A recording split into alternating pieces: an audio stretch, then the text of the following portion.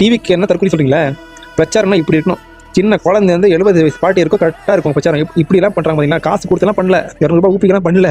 மத சார்ந்த பெற்றவங்க எத்தனை பேர் நீங்க விமர்சனம் வச்சாலும் மதம் தான். அந்த மதத்துக்கு கூடி வச்சுக்கணும், ஒன்றும் வச்சுக்கணும் தர பாக்குறாரு. வீடியோ பாருங்க கொஞ்சம் சரிங்களா?